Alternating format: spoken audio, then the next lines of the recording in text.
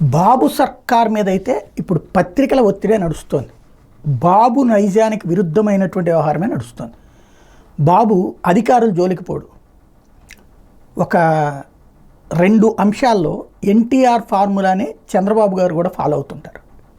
ఎన్టీఆర్ కానీ చంద్రబాబు కానీ అధికారులు లేదా కొంతమంది ఫ్యాక్షన్ జోలికి, రౌడీల జోలికి పోయేవాళ్ళు కాదు. వాళ్ళని వెచ్చలవిడిగా పోనీయకుండా చూడటానికి అధికార యంత్రాంగాన్ని వినియోగించేవాళ్ళు తప్పించి వాళ్ళ దాంట్లో ఏలు పెట్టేవాళ్ళు కాదు. ఫర్ ఎగ్జాంపుల్, అప్పట్లో రౌడీయిజం, ఫ్యాక్షనిజాలు చేసినటువంటి మహానాయకులు ఎవరినైనా అరెస్ట్ చేశారా? చేయలే. కానీ వాళ్ళ అనుచరుల్ని అరెస్టులు చేసేవాళ్ళు. తద్వారా వీళ్ళు ఎక్కువ యాక్టివిటీ చేయకుండా చూసేవాళ్ళు. అది ఆనాడు జరిగినటువంటి. అలాగే పత్రికల జోలికి, తర్వాతన అధికారుల జోలికి వెళ్ళేవాళ్ళు కాదు. ఇప్పుడు పత్రికలు చంద్రబాబుని శాసిస్తున్నాయి, పత్రికలు నడిపిస్తున్నాయి చంద్రబాబుని. వాస్తవంగా చంద్రబాబు విజయంలో 2014లో అయితే పత్రికల పాత్ర లేదు. కానీ గెలిచాక చంద్రబాబు గారిని అడ్డం పెట్టుకుని వాళ్ళు లబ్ధి పొందారు.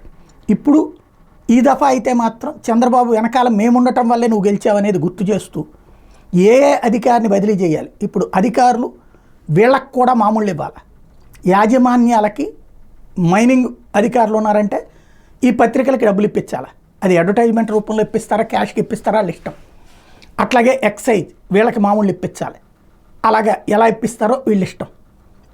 ఆయా శాఖల మీద, ఎందుకంటే డైరెక్ట్గా ఇప్పుడు అడ్వర్టైజ్మెంట్ల రూపంలో ఆదాయం రావట్లా. బెదిరించి రిపోర్టర్లను వసూలు చేయమంటే ఇప్పుడు జనాలు బెదిరే పరిస్థితుల్లో లేరు.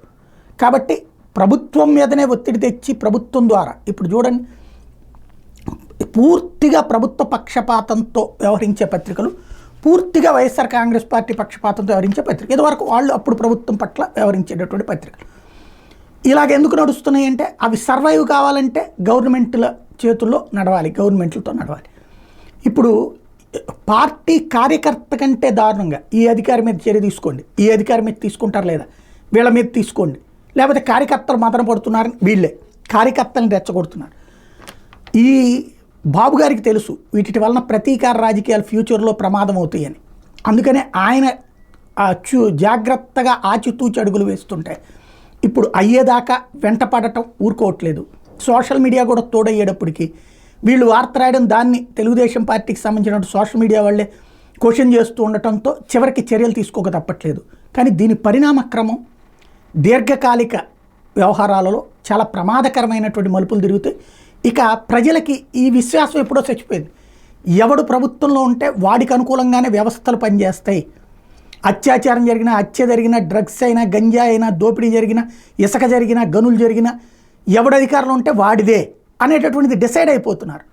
చట్టం అనేది కేవలం ప్రభుత్వాల చుట్టం, రాజకీయ పార్టీల చుట్టం అనేటువంటిది డిసైడ్ అయిపోతే, వ్యవస్థల మీద నమ్మకం కోల్పోతే చాలా ప్రమాదకరమైనటువంటి స్టేజ్కి పోతుంది.